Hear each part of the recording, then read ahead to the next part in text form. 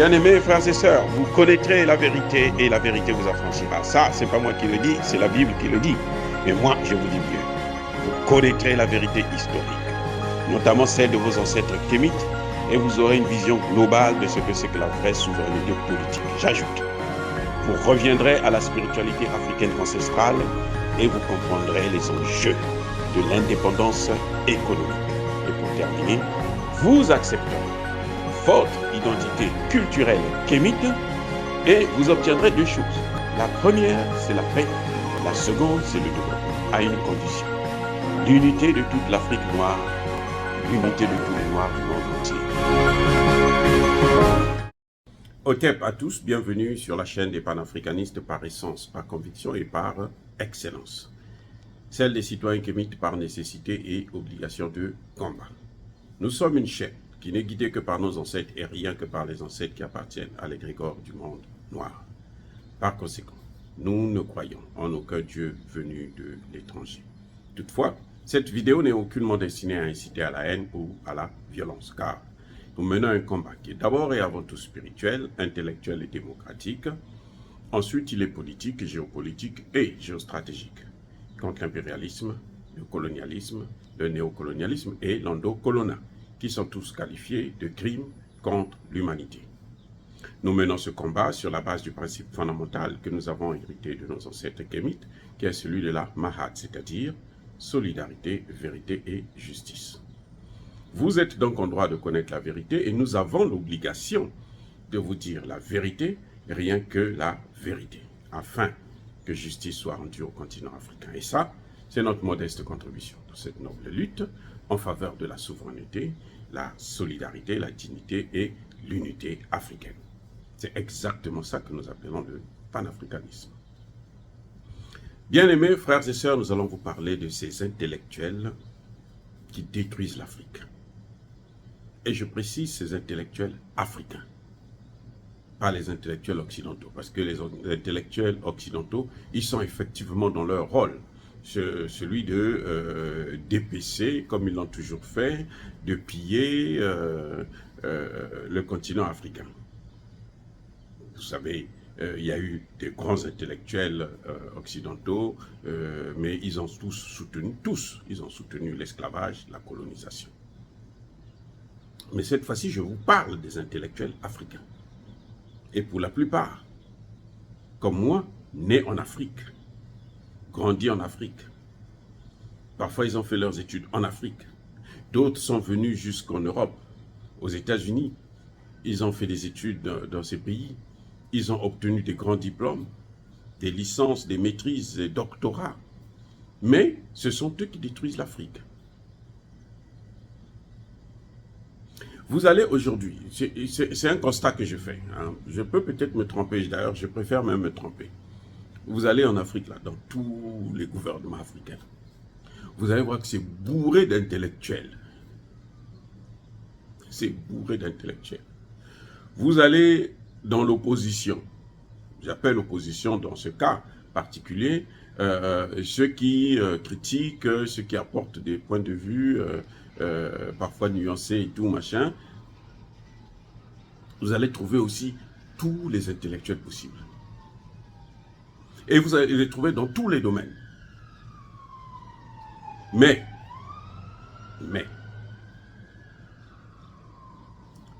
dans un camp comme dans l'autre, vous avez une masse de ces intellectuels qui ne font qu'enfoncer le continent, qui ne font qu'enfoncer nos pays. Et ça, c'est déplorable. Ils veulent le développement de l'Afrique, soi-disant, mais non.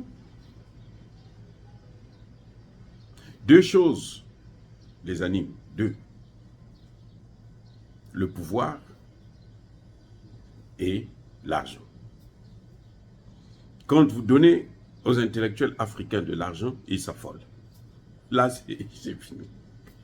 Quand vous lui promettez le pouvoir, oh, c'est même pas la peine. Aujourd'hui, avec les réseaux sociaux, quand il faut selon faire de lui un homme populaire, qu'on parle de lui sur les réseaux sociaux, c'est fini. Il est par terre, il est couché. Il ou elle, bien sûr, parce que c'est les hommes et les femmes. Mais pour la plupart, ce sont des femmes, et plutôt les hommes, qui détruisent l'Afrique d'une manière incroyable. Je vous rappelle que Mobutu était un journaliste, d'abord, avant d'être président. Et pas les moindres, qui a fait de grandes études. Je vous rappelle que Gnassingbé Eyadema, c'est un intellectuel. Il a au moins le master. Je vous rappelle que, comment vous l'appelez, Bongo, Ali Bongo, c'est un intellectuel qui a aussi son master.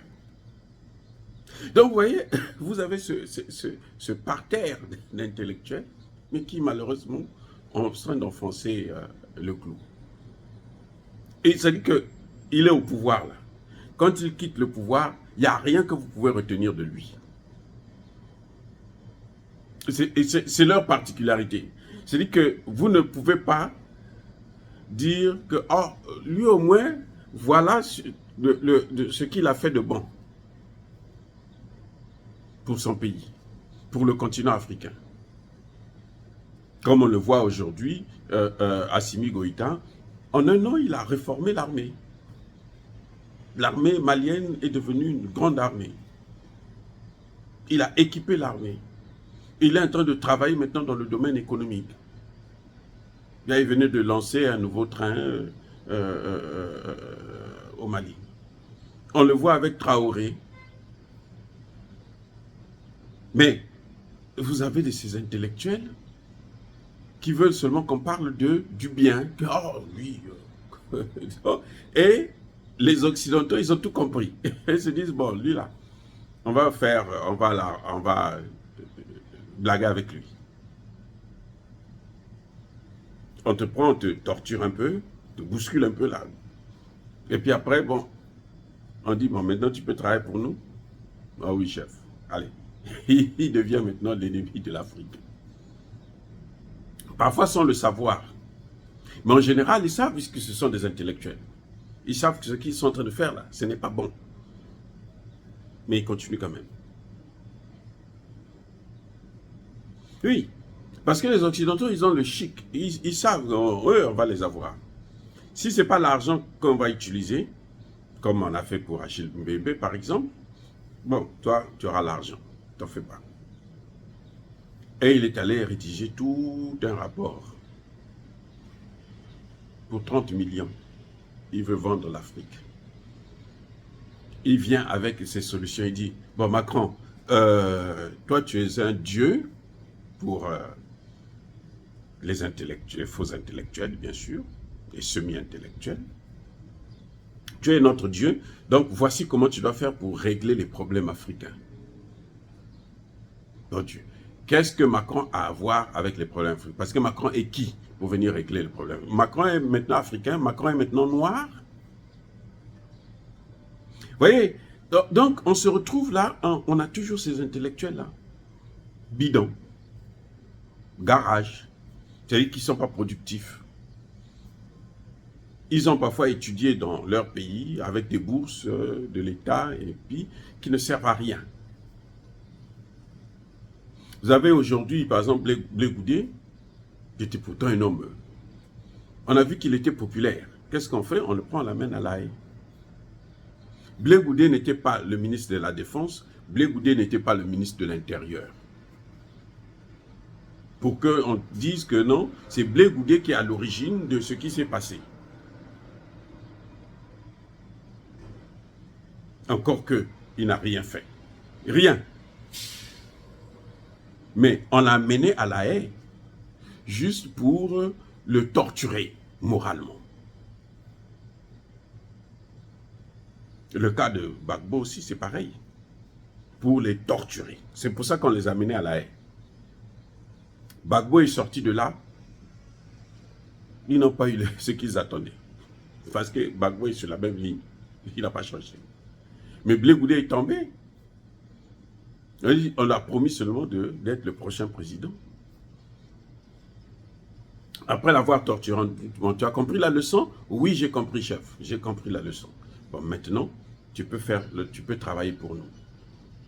Donc, va maintenant. Quand Blé Goudé vous dit « j'ai négocié mon entrée en Côte d'Ivoire », c'est un Ivoirien. Donc Alassane Ouattara pouvait faire tout ce qu'il veut. Tout ce qu'il veut. Blé Goudé avait le droit de rentrer. Et il allait rentrer. Ça allait prendre le temps que ça devrait prendre, mais il allait finir par rentrer parce qu'il est Ivoirien. C'est son pays. Mais comme il veut le pouvoir, et les autres l'ont compris, disent, bon, comme il veut le pouvoir, il était déjà élevé très haut, donc il va chercher à revenir. Maintenant, on va le pousser. Malheureusement, ça ne marche pas encore. C'est à peu près ce qu'ils ont fait aussi avec Soro. On dit, tu veux le pouvoir? Oui, alors, donc va travailler pour Ouattara. Guillaume Soro s'est battu. Lui-même, il a dit, hein, nous avons pris les armes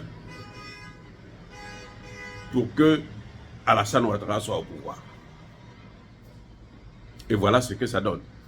Oh, j'allais oublier parmi les intellectuels, Alassane Ouattara lui-même, c'est un intellectuel, non? C'est un intellectuel. Je vous dis, c'est-à-dire que ce sont les intellectuels qui détruisent l'Afrique. Au Congo, Brazzaville, mon pays, on a eu un président, Massamba Deba, qui n'avait que le CAP, hein, le certificat d'études primaires. Mais jusqu'aujourd'hui, là, on n'a pas eu un président qui a pu réaliser ce que Massamba Deba a réalisé en 3 ans. Vous vous rendez compte, 3 ou 5 ans. Voilà. Jusqu'aujourd'hui, près de 60 ans après, on n'a pas pu avoir, ils sont passés là des généraux, des docteurs comme Pascal Lissouba et autres. Je ne veux pas critiquer le bilan des gens. Je dis tout simplement que personne n'a atteint le niveau de Massamba Deba. Avec peu de moyens, l'honnêteté de Massamba Deba et avec des réalisations. Que vous voyez, ce n'est pas des choses où on vous parle, on vient toujours dire non, lui il a fait ceci, lui il a fait cela. Non.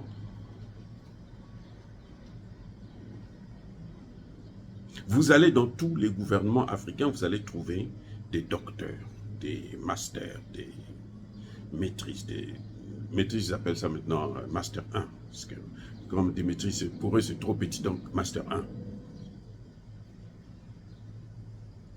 Ce sont les intellectuels qui sont à l'origine de la catastrophe.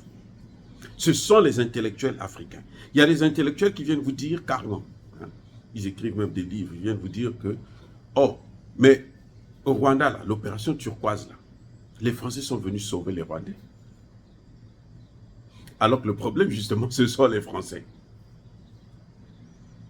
Un officier français, je dis bien blanc, français, qui vient, qui vous dit que nous sommes allés, on pouvait sauver, mais on avait l'ordre de ne pas le faire.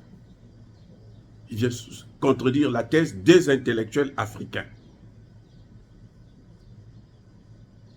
Là où Mobutu avait déjà dit, Mobutu a dit, avant de mourir, Mobutu avait parlé, juste après le génocide.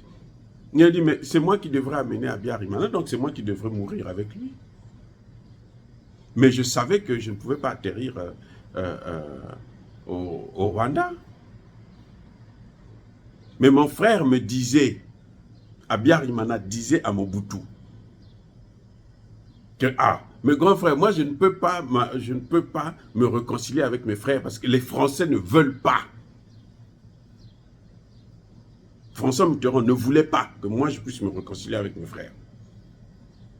Et voilà ce que ça donne. Intellectuel africain. Il vient, il vous dit non. Oh non, les Français sont venus sauver. C'est faux, tout le monde le sait. Mais ils ne sont pas venus sauver, ils sont venus exfiltrer les génocidaires. C'est vrai qu'il y a eu des génocides de part et d'autre, hein, même si c'est interdit de le dire, mais il y a des génocides. Et tout est parti avec Abiyarimana. Ces intellectuels qui détruisent l'Afrique. L'Afrique souffre à cause de ces intellectuels.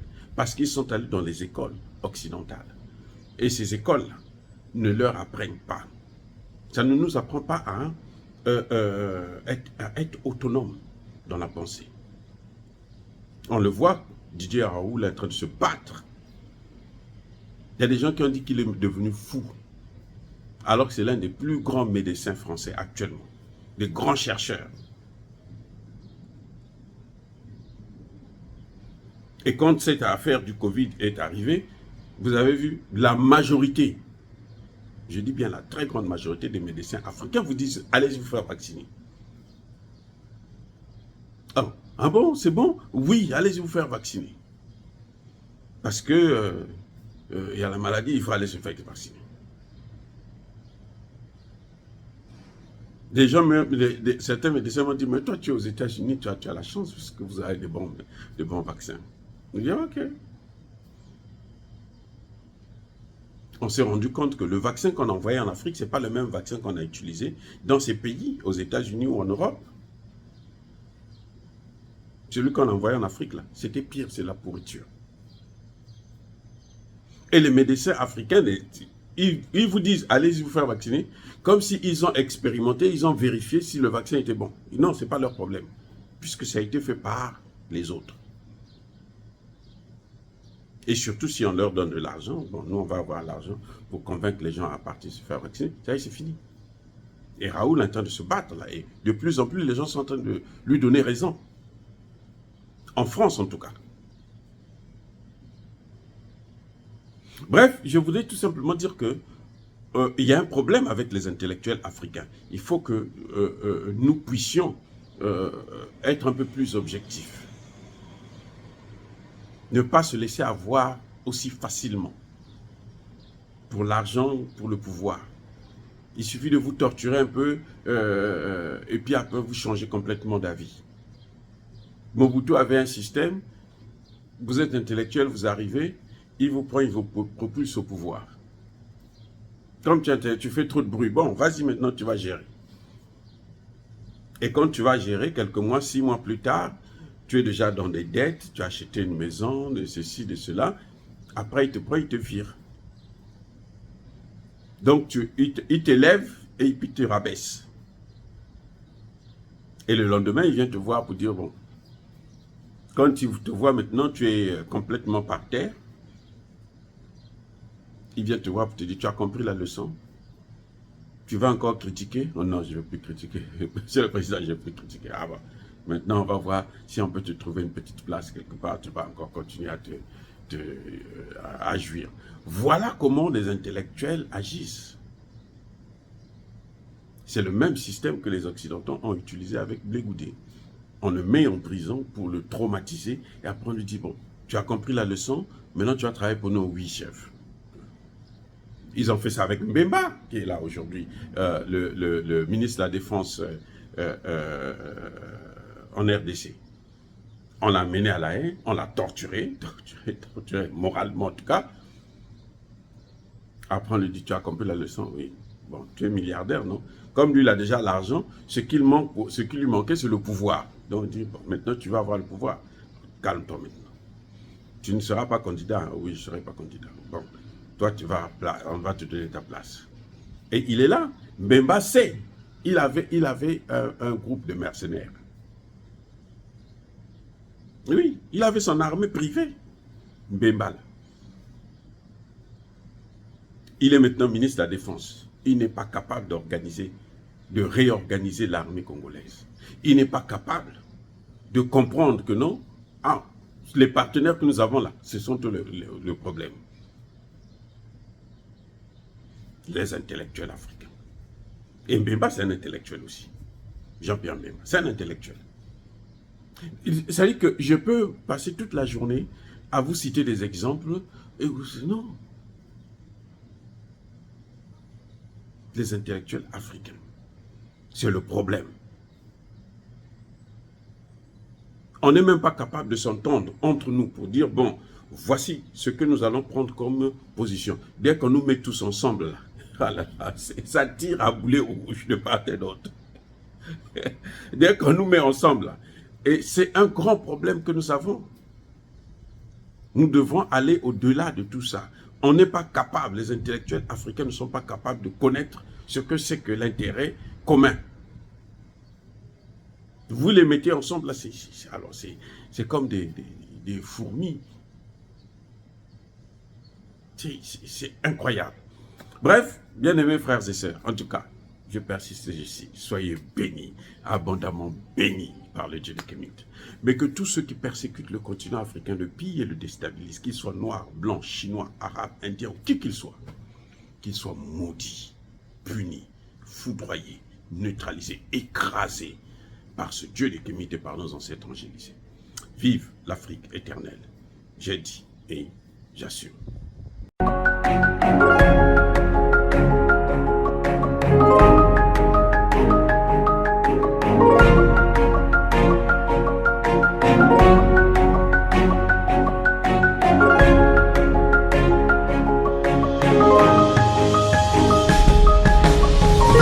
Eux, ils marchent par la foi et non par la vue.